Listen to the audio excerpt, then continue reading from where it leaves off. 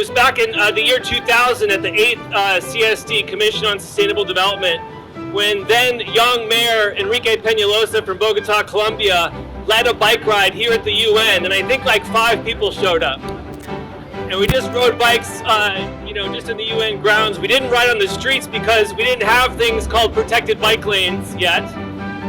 We didn't have bike share yet. But thanks to the work of so many people here today, the world has changed, and the world must change much more quickly, as we know, because we can't meet our carbon targets unless we make our streets safe for bicycling. And that's why we're here today.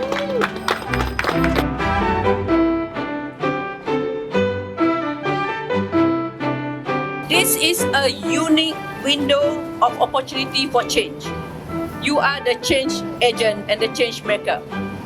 In the way that we organize our transport system, building on the momentum of COVID-19 and cities' effort to expand walking and cycling. I would like to call out to all decision makers to act now. No more resolution, no more declaration, but we need action, declared action.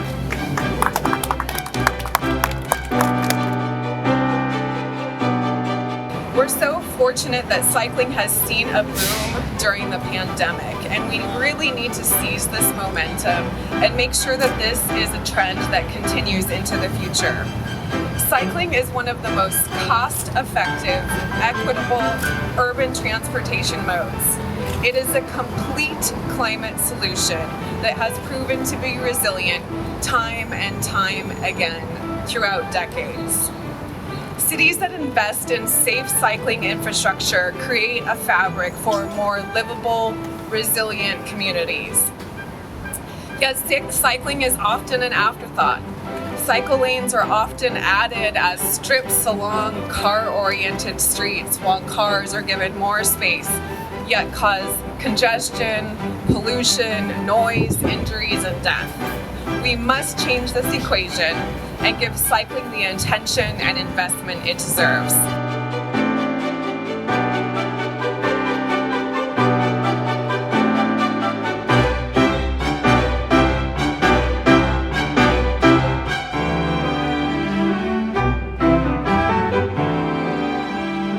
As you may know, more than 50% of populations are now living in cities, and more than 50% of crashes, fatalities and injuries are occurring in cities. 1.4 million people die every year in the roads, and more than 700,000 people die on the roads in cities, and about 30 to 50 million people are injured with disabilities, and half of them are in cities.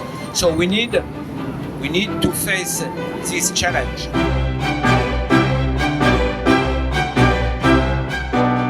Bike is not only a mere and open class thing. This is a motor transportation. This is an equalizer that we have to use in our society.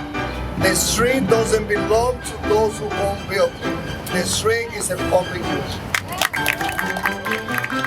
Broadway, Times Square's up there, Herald Square's down here. We're gonna stop at Herald Square.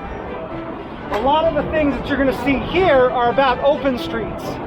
It's about basically taking space and using it for stuff that's not cars. Very hard to do. I think one of the things that, from a bike perspective, that's my specialty. What's interesting now is we've really diverted traffic off of this street. So it opens the door for all of us to think, a lot of you guys are advocates, what could this space be? With less cars? When we first did this, everybody was like, no, we can't not have taxis on this corridor. What are you talking about?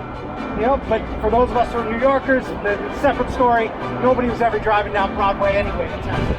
But that said, as we take away space with this crumple page, we take away space, it opens the idea of how do you expand out.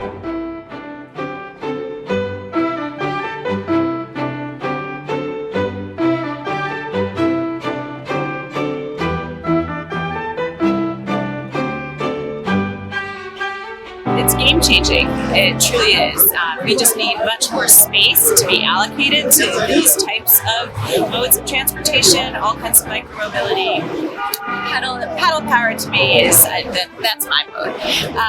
But yeah, when we redesign our cities and prioritize this, we will see many more smiles. We will see many healthier people. We will see happier people. We will have a vibrant city the way it should be.